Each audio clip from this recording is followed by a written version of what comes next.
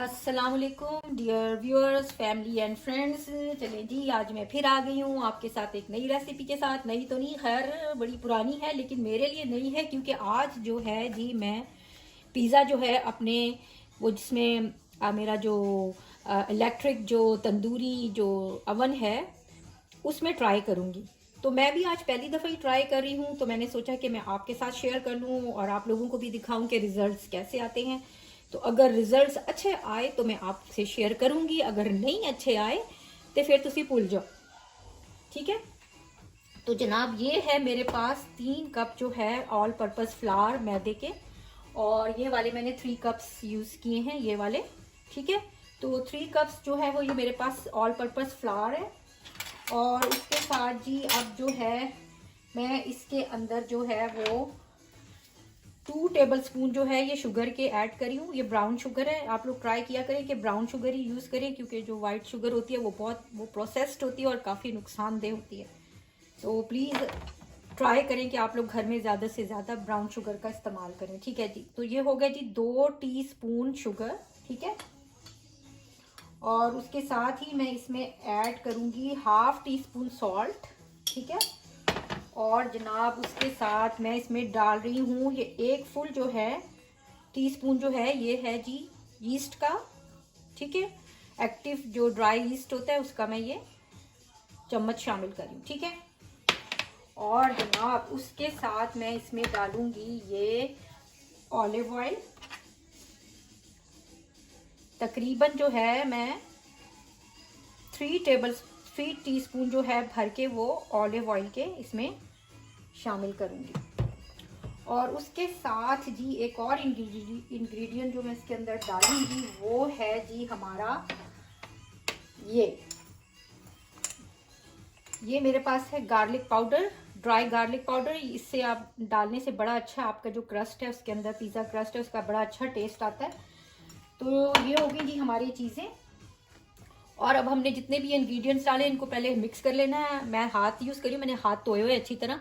और वैसे लोग कहेंगे कि मैं उल्टा हाथ क्यों यूज़ करती हूँ, तो मैं जी लेफ्ट हैंडेड हूँ, तो मैं अपना उल्टा ही हाथ यूज़ करती हूँ। तो चलें जी, अब पहले हम इन जो इंग्रेडिएंट्स हैं इनको हम मिक्स कर लेंगे, ठीक है। अच्छी तरह से इनकी मिक्सिंग करेंगे हम पहले।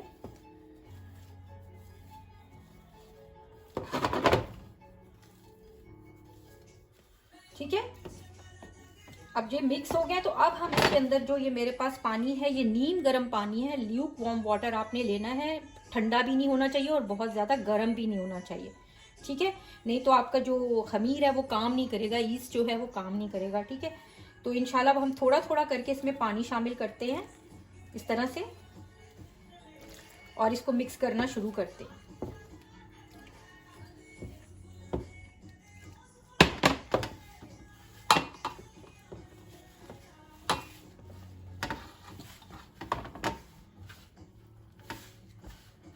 आपने थोड़ा थोड़ा पानी शामिल करते जाना है और इसको मिक्स करते जाना है, तब आपको अंदाज़ा रहेगा कि फिर आपको एकदम से पानी डाल देंगे तो वो बहुत पतला हो जाएगा। तो इसलिए आप थोड़ा थोड़ा करके पानी ऐड करते जाएं।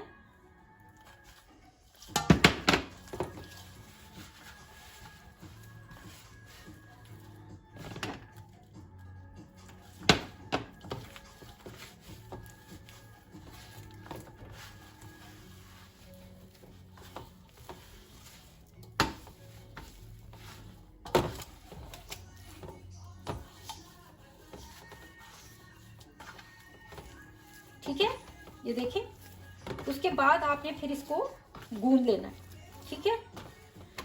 अब देखिए ये हमारा आटा बिल्कुल सेट हो गया माशाल्लाह से। अब अपने इसको और पानी डालना, बस अब अपने अपना हल्का हल्का हाथ गीला कर करके और इसको गूंदना है। तो फिर इसको गूंदने के बाद मैं आपको बताती हूँ कि इसकी शक्ल कैसी आती है इंशाल्लाह ताला। तो देखिए जी गाइस, मैंने अपना आटा इस तरह से गूंद लिया था और आपने इसको 3-4 मिनट तक गूंदना है। उसके बाद देखिए जी मैंने इसका ऐसे जो है वो बॉल बना के राउंड, और इसको मैंने अब पतीली में रख दिया। और पतीली जो थी मैंने इसको ग्रीस कर लिया था ऑयल के साथ, ताकि ये आटा जो है इसके साथ चिपके ना। और आज जब आप इसको यूज़ करेंगे आटे को तो ये आसानी से पतीली में से निकल आएगा। और आटे के जो ऊपर है वो भी मैंने हल्का सा जो है ऑयल लगा दिया, ऑलिव ऑयल। तो अब हम इसको रख देंगे 3-4 घंटे के लिए, क्योंकि ये अब राइज होगा और जब ये रेडी हो जाएगा तब हम इससे पिज़्ज़ा तैयार करेंगे। तो जब तक ये राइज होता है हम अपने सॉस की तैयारी करते हैं, और उसके बाद मैं अपने वेजीज आपको दिखाऊंगी, क्योंकि मैं वेजी पिज़्ज़ा बना रही हूँ। तो जनाब फिर जब तक ये तैयार होता है तो हम इंतज़ार करते हैं। एंड व्यूअर्स सॉरी, मैंने शुरू में मतलब वो 2 टेबल स्पून शुगर कहा था, एक्चुअली 2 टेबल स्पून नहीं है, 2 टीस्पून शुगर है। 2 टेबल स्पून तो बहुत ज़्यादा हो जाएंगे, तो 2 टीस्पून आपने शुगर डालना है, ठीक है। तो चलें जी, अब हम अपने सॉस की तैयारी करते हैं। तो मैं आपको बताती हूँ कि सॉस बनाने के लिए हमें क्या क्या करना होगा इंशाल्लाह। तो देखिए जी गाइस, अब हम बनाते हैं सॉस अपना। तो ये सॉस के लिए देखें जी, मैंने जो एक मीडियम साइज़ का प्याज था वो, और एक पूरा जो गार्लिक का बल्ब था वो मैंने इस तरह से रफली चॉप कर लिया है, ठीक है। और अब हम इसको तकरीबन 2 टेबल स्पून ऑयल के साथ जो है इसको सौते करेंगे। वो मैं आपको बताती हूँ कैसे करना है, पहले आप चीज़ें नोट कर लें। तो ठीक है, ये हो गया जी हमारा प्याज और लहसुन। और उसके बाद ये मेरे पास 5 जो है ये देखें टमाटर थे, तो मीडियम साइज के। तो मैंने इनको ब्लांच कर लिया है। ब्लांच का मतलब होता है कि आपने बॉइलिंग वाटर लेके बस इसमें डाल देना है, पूरा जो फुल बॉइलिंग वाटर होता है, फिर आपको इसको पकाने की जरूरत नहीं है। तो उससे क्या होगा, इसको थोड़ी देर के लिए छोड़ देंगे तो इसका छिलका नरम पड़ जाएगा। तो हम इसका छिलका जो है टमाटर का वो रिमूव कर लेंगे, ठीक है। तो ये है, आपको इस तरह प्रोसेस करना है। तो इसका छिलका रिमूव करने के बाद हम इसकी जो है प्योरी बना लेंगे, ठीक है, अपने ब्लेंडर के अंदर। उसके साथ क्या क्या आगे चीजें डालनी है वो मैं आपको साथ साथ बताती जाऊंगी इंशाल्लाह।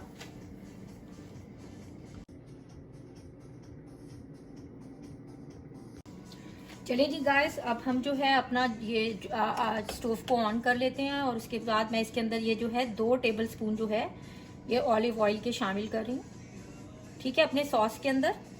और अब हम इसको सौते करेंगे। हमने जो है इनका कलर चेंज नहीं करना, सिर्फ इनको 1-2 मिनट के लिए स्टिर फ्राई करना है फुल हीट के ऊपर, ठीक है।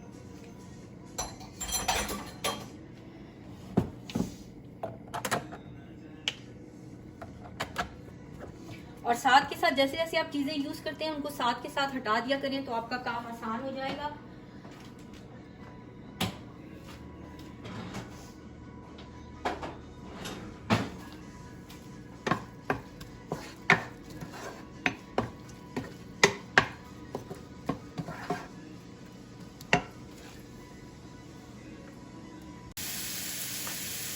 तो देखिए व्यूअर्स, हमारा जो है ये हमने 2-3 मिनट के लिए सौते कर लिया था अपने गार्लिक और अनियन को। और उसके बाद ये देखिए मेरे जो है ये टमाटर, मैंने इनको ऐसे जो है चॉपर में मोटा मोटा ही चॉप कर लिया। इसके चंक्स हैं तो चंक्स अच्छे लगते हैं, तो आपको ज़रूरी नहीं है कि इसको पेस्ट ही बनाना है। तो अब हम इसमें ये शामिल कर देंगे, ठीक है।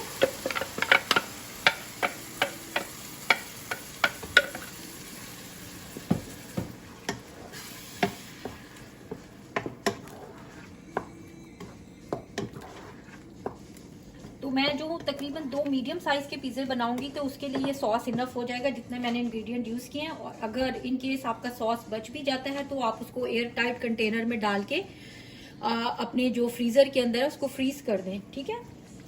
और अगर नीचे रख रहे हैं तो उसको सिर्फ 2-3 दिन के लिए रखें, ज़्यादा मत रखें। और उसके बाद जनाब अब हम इसके अंदर अपने स्पाइसेस ऐड करेंगे। उसके लिए ये मेरे पास है जी, ये देखिए इटालियन स्टाइल जो है सीजनिंग है। इसके अंदर सारा कुछ ही आ जाता है, जो भी आपके मतलब ऑरेगनो और क्या कहते हैं आपका बेसल लीफ और जितने इनके दूसरे इटालियन जो स्पाइसेस होते हैं वो इसके अंदर हैं। तो ये मैं तकरीबन जो है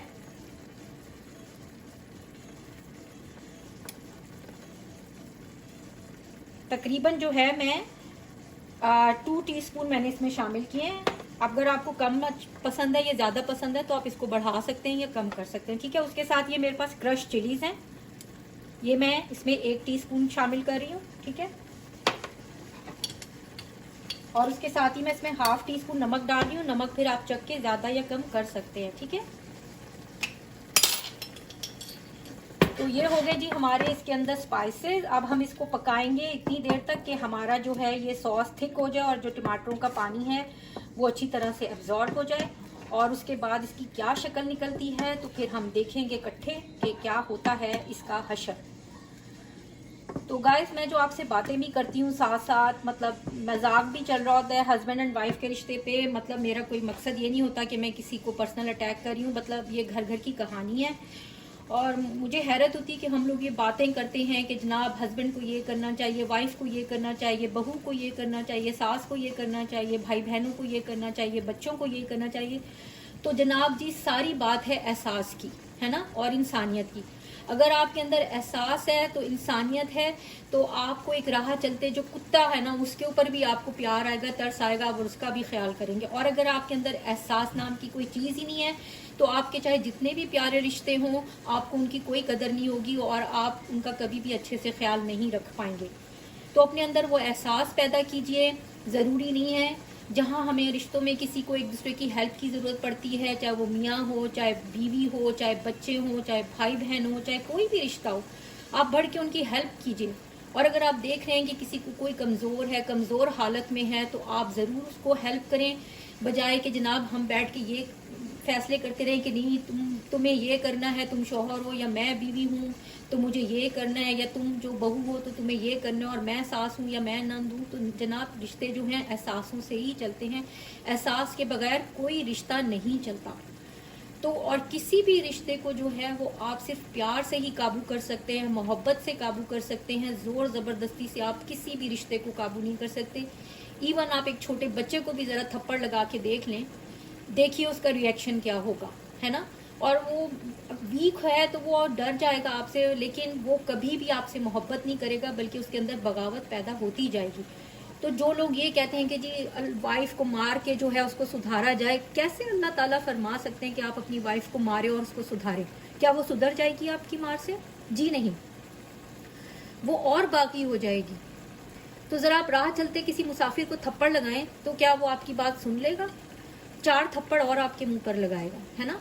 लेकिन हम लोग क्या करते हैं कि हम जो कमज़ोर होता है उसको तो मारते हैं, और जो हमारी दस्तरस में है और जो जो क्या कहते हैं जो हमसे जो होते हैं वो ताकतवर होते हैं, उनके आगे हम भीगी बिल्ली बन जाते हैं।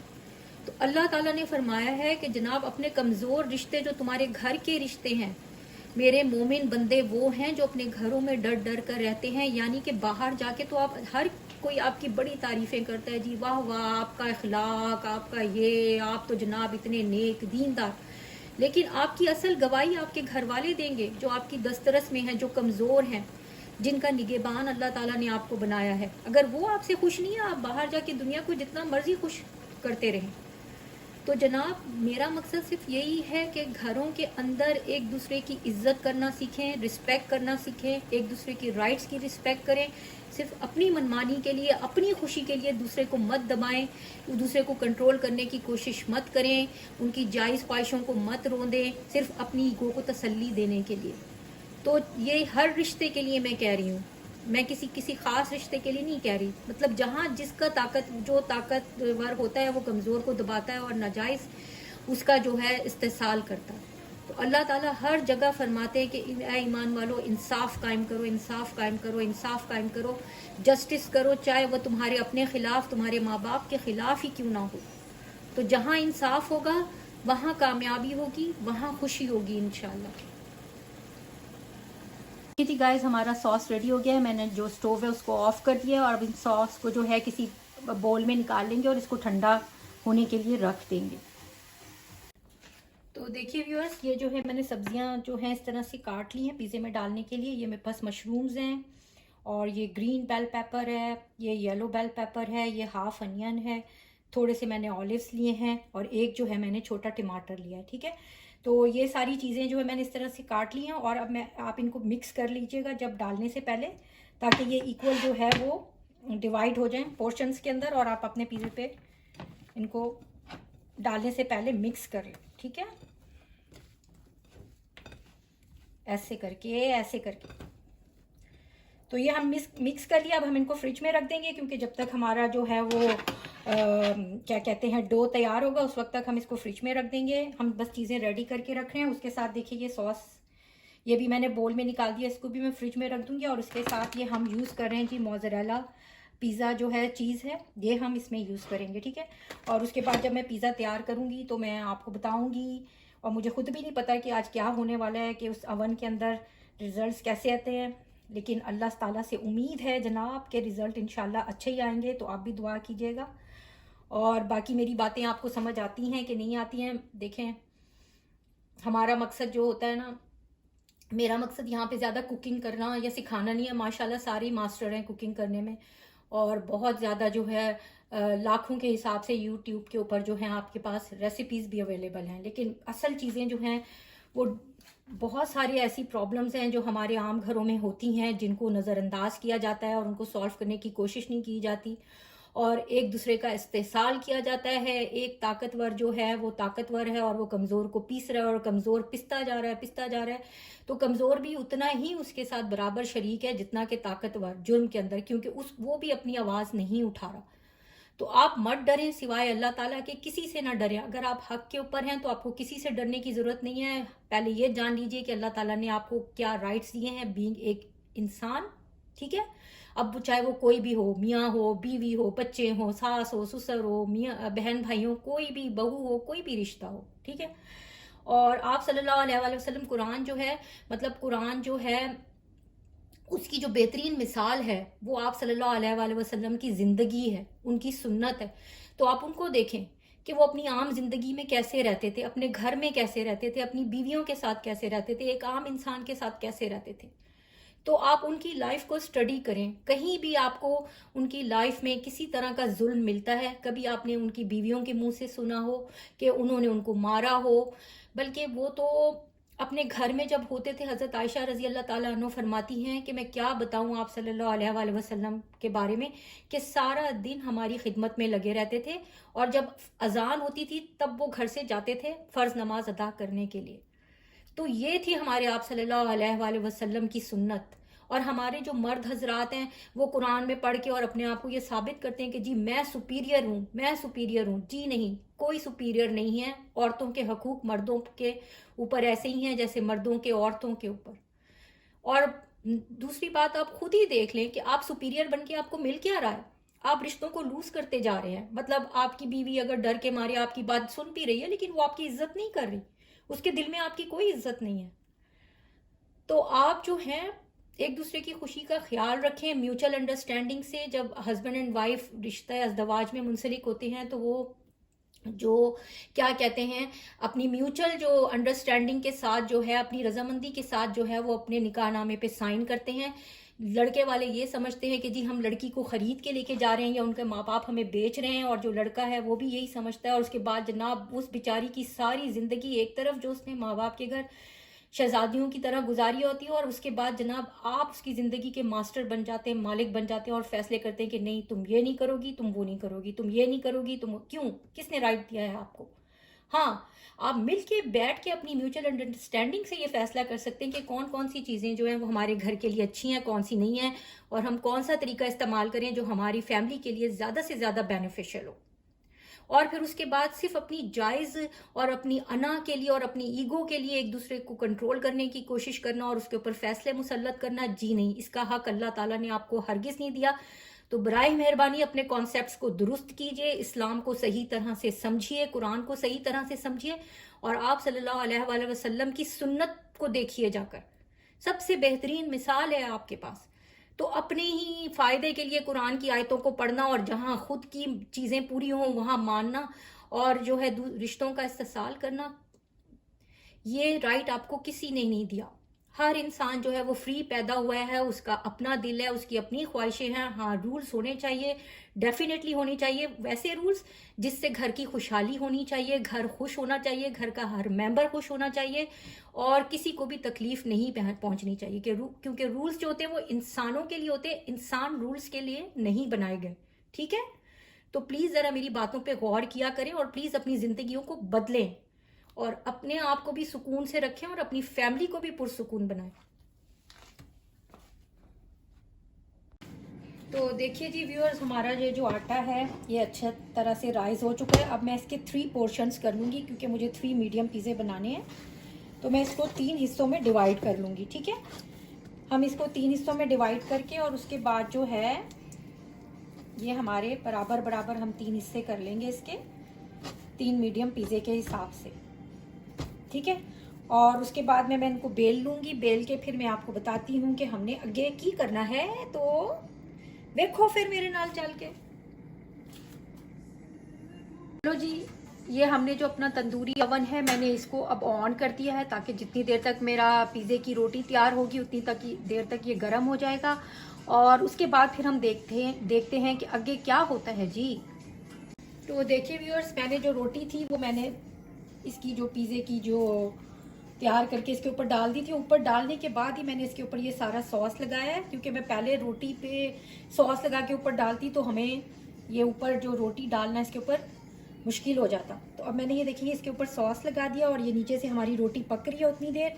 और मीन टाइम जब तक ये और पकेगी, मैं इसके ऊपर जो है जी, ये जो है हमारा मोज़रेला चीज़, ये भी मैं डाल दूँगी ऐसे करके।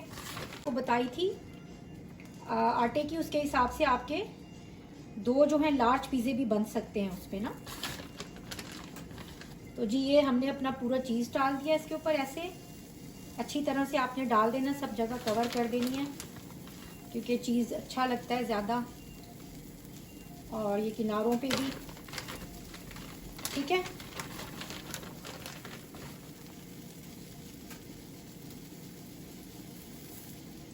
इस तरह से जनाब अपने अपना चीज़ डाल देना है। और उसके बाद जी मेरे पास जो ये सब्जियां हैं ये मैं इनके ऊपर स्प्रिंकल करूंगी ऐसे करके, ऐसे ऐसे ऐसे।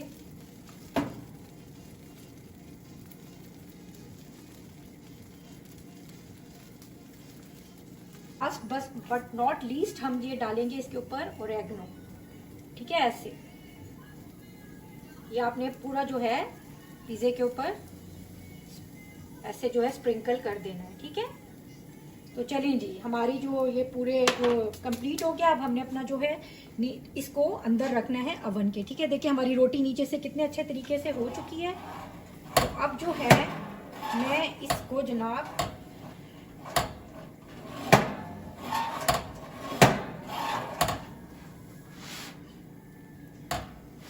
अपना हाथ बचा लीजिएगा, हाथ जलता है बहुत बुरी तरह।